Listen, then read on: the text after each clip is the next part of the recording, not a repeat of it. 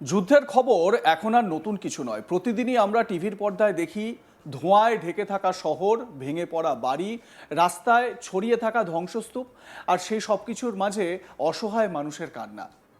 এতবার এই দৃশ্য দেখেছি যে অনেক সময় মনে হয় আমরা যেন অভ্যস্ত হয়ে গেছি। কিন্তু সত্যিটা হলো, যুদ্ধ কখনোই অভ্যাস হয়ে যাওয়ার মতো কিছু নয়। যুদ্ধ মানেই ভাঙন, মৃত্যু, শূন্যতা। তবুও এই অন্ধকারের মাঝেই কখনো কখনো এমন কিছু গল্প জন্ম নেয় যা আমাদের ভিতরটা নাড়িয়ে দেয়। এমন কিছু ঘটনা ঘটে যা প্রমাণ করে সব কিছু শেষ হয়ে যায়নি, মানুষের ভেতরের ভালোটা এখনো বেঁচে আছে। ইরানকে ঘিরে সাম্প্রতিক সংঘাতের মধ্যে ঠিক তেমনই এক গল্প উঠে এসেছে, একেবারে অপ্রত্যাশিত জায়গা থেকে, অপ্রত্যাশিত মানুষের কাছ থেকে। ভারতে অবস্থিত ইরানের দূতাবাস, embassy of Iran in India, একটি সাধারণ আবেদন জানায়। তারা একটি ব্যাংক অ্যাকাউন্ট এবং একটি কিউআর কোড শেয়ার করে, যাতে মানুষ চাইলে সাহায্য পাঠাতে পারেন। উদ্দেশ্য একটাই, যারা এই যুদ্ধের কারণে ক্ষতিগ্রস্ত হয়েছেন তাদের পাশে দাঁড়ানো। এই ধরনের আবেদন আমরা আগেও দেখেছি, অনেক সময় মানুষ সাহায্যও করেন, কিন্তু এবার যা ঘটলো তা ছিল একেবারে অন্যরকম। সোশ্যাল মিডিয়া প্ল্যাটফর্ম এক্সে পোস্টটি শেয়ার হওয়ার পর হঠাৎ করেই যেন আবেগের এক ঢেউ বয়ে যায়। কমেন্ট সেকশনে ভরে উঠতে থাকে মানুষের প্রতিক্রিয়ায়।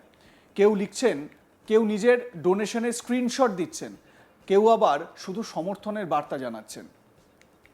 ৩,৬০০-র বেশি রিপোস্ট, ৮০০-র বেশি কমেন্ট, সংখ্যাটা যতই বড় হোক এর পিছনের আবেগটা আরও বড়।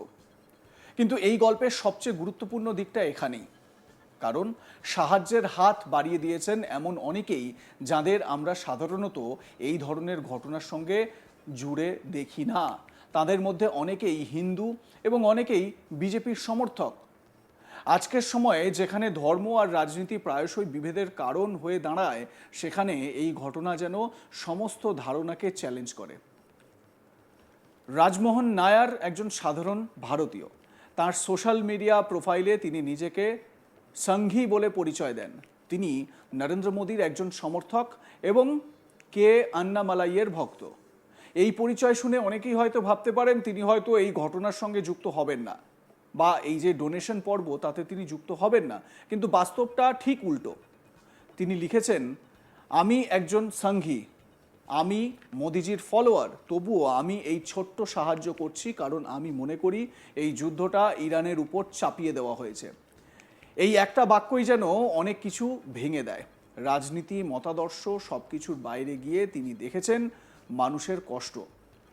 তিনি ১,০০১ টাকা দান করেন, সঙ্গে লেখেন, এই মাটির সাহসী ছেলে মেয়েদের জন্য। একটা সাধারণ সংখ্যা, একটা সাধারণ বাক্য, কিন্তু এর ভিতরে লুকিয়ে আছে এক অসাধারণ মানবিকতা। ভাবুন তো, তিনি ইরানের কাউকে চেনেন না, তাদের ভাষা জানেন না, তাদের সংস্কৃতির সঙ্গে তার কোনো সরাসরি যোগাযোগ নেই, তবুও তিনি সাহায্য করছেন। কেন? কারণ কষ্টের ভাষা আলাদা করে শেখার দরকার হয় না, কষ্ট দেখলেই মানুষ বুঝতে পারে। আর এই বোঝাপড়াটাই মানুষকে নতুন করে তোলে। এই ঘটনার মধ্যে আরও অনেক গল্প লুকিয়ে আছে। লক্ষণ কার্তিক নামে একজন লিখেছেন, ভারত ও ইরানের মধ্যে ২০০০ বছরের পুরনো সভ্যতার সম্পর্ক রয়েছে। তিনি তার দানকে সেই ঐতিহাসিক বন্ধনের সঙ্গে যুক্ত করেছেন। তিনি লিখেছেন, আর্জনার মহান মানুষদের জন্য, বা তিনি বলছেন যে ইরানের মহান মানুষদের জন্য এটা আমার ছোট্ট অবদান। এই আর্জনা শব্দটা যেন আমাদের ইতিহাসের অনেক পুরনো অধ্যায়ের কথা মনে করিয়ে দেয়, যখন মানুষ মানুষকে ধর্ম দিয়ে নয়, সংস্কৃতি দিয়ে চিনত। ১০০০ বছর আগে গড়ে ওঠা সেই সম্পর্ক আজও যেন কোথাও বেঁচে আছে। ঋষিকেশ মিনা ১,৯৩৯ টাকা দান করেন। এই সংখ্যাটা তিনি বেছে নিয়েছেন একটি বিশেষ কারণেই। এটা ইরানের এক গুরুত্বপূর্ণ নেতার জন্মসাল। এই দানের মধ্যে শুধু সাহায্য নয়, আছে শ্রদ্ধা, আছে সংযোগের অনুভূতি। শৈলেন্দ্র পাটিল ৫০০ টাকা দান করেছেন। তিনি লিখেছেন, আমেরিকার বোমায় মারা যাওয়া মেয়েদের পরিবারের জন্য। এই একটা বাক্য পড়লেই মনে হয় বুকের ভেতরটা যেন চেপে আসে। যুদ্ধের সবচেয়ে বড় শিকার তো এই সাধারণ মানুষই, যারা কোনো সিদ্ধান্ত নেন না, কিন্তু সিদ্ধান্তের ফল তাদের ভোগ করতে হয়। সবচেয়ে হৃদয়স্পর্শী গল্পটা হয়তো জোরওয়ালের। এক কলেজ ছাত্র, তার সামর্থ্য সীমিত, তবুও সে 11 টাকা দান করেছে। সঙ্গে সে লিখেছে, আমি এর বেশি দিতে পারছি না। এই 11 টাকা হয়তো অর্থের হিসেবে খুবই ছোট, কিন্তু এই টাকার ভিতরে আছে তার ইচ্ছা, তার সহানুভূতি, তার মানবিকতা। হয়তো এই 11 টাকা দেওয়ার জন্য তাকে নিজের কোনো ছোট্ট ইচ্ছা ছেড়ে দিতে হয়েছে। তাই এই ত্যাগটাই সবচেয়ে বড়। এই ঘটনাটা শুধু কিছু ডোনেশনের হিসেব নয়, এটা একটা আবেগের স্রোত যা সব সীমারেখা ভেঙে দিয়েছে। কাশ্মীরেও একই ছবি দেখা গেছে। শিয়া এবং সুন্নি দুই সম্প্রদায়ের মানুষ, মুসলিম দুই সম্প্রদায়ের মানুষ একসঙ্গে এগিয়ে এসে সাহায্য করেছেন। ডোনেশন ক্যাম্প করা হয়েছে, মানুষ নিজের সামর্থ্য অনুযায়ী সাহায্য করেছেন। এই দৃশ্যগুলো আমাদের ভাবতে বাধ্য করে, যদি সাধারণ মানুষ এত সহজে একে অপরের পাশে দাঁড়াতে পারে, তাহলে এত বিভেদ তৈরি হয় কোথা থেকে? সম্ভবত এই বিভেদ তৈরি হয় রাজনীতির মঞ্চে, ক্ষমতার খেলায়। কিন্তু সাধারণ মানুষের জীবনে সেই বিভেদের কোনো জায়গা নেই, কারণ সাধারণ মানুষ জানে কষ্টের কোনো ধর্ম হয় না।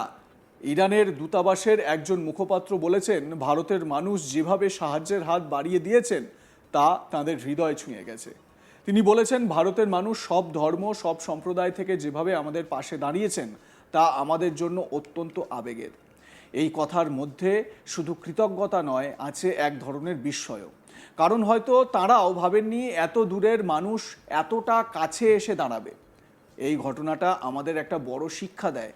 আমরা প্রায়শই ভাবি পৃথিবীটা খুব খারাপ হয়ে গেছে, চারিদিকে শুধু ঘৃণা, বিভেদ, সংঘাত। কিন্তু এই ধরনের ঘটনা প্রমাণ করে সব কিছু শেষ হয়ে যায়নি। মানুষ এখনও ভালোবাসতে জানে, সাহায্য করতে জানে। একজন সঙ্ঘী, একজন ছাত্র, একজন সাধারণ কর্মী, তারা সবাই একসঙ্গে দাঁড়িয়েছেন এক অচেনা দেশের মানুষের পাশে। এটাই তো আসল মানবতা। যুদ্ধ থামানো আমাদের হাতে নেই, কিন্তু আমরা কেমন মানুষ হব সেটা আমাদের হাতেই আছে। আমরা কি ঘৃণা বেছে নেব নাকি সহানুভূতি? আমরা কি বিভেদ তৈরি করব নাকি সম্পর্ক গড়ব? এই প্রশ্নের উত্তরই আমাদের পরিচয় ঠিক করে দেয়। ইরান সংঘাতের এই কঠিন সময়ে ভারতের সাধারণ মানুষ যেভাবে মানবতার উদাহরণ তৈরি করেছেন, তা শুধু একটি খবর মাত্র নয়, এটা এক বড় বার্তা। একটা বার্তা মানবিকতার, এক বার্তা ব্রাদারহুডের, যেটা বোঝায় মানুষ এখনো বেঁচে আছে। আর যতদিন মানুষ বেঁচে থাকবে ততদিন মানবতাও বেঁচে থাকবে। যুদ্ধ হয়তো চলবে, সংঘাত হয়তো থামবে না, কিন্তু এই ছোট ছোট ভালোবাসার গল্পগুলোই আমাদের মনে করিয়ে দেবে, অন্ধকার যতই ঘন হোক, কোথাও না কোথাও আলো জ্বলছে। আর সেই আলোই আমাদের এগিয়ে নিয়ে যাবে, এই পৃথিবীকে বাঁচিয়ে রাখবে। লাইক, কমেন্ট, শেয়ার করতে ভুলবেন না। দেখতে থাকুন আজ তাক বাংলা। সাবস্ক্রাইব করুন আমাদের ইউটিউব চ্যানেলটি, বেল আইকন প্রেস করুন নোটিফিকেশন পেতে।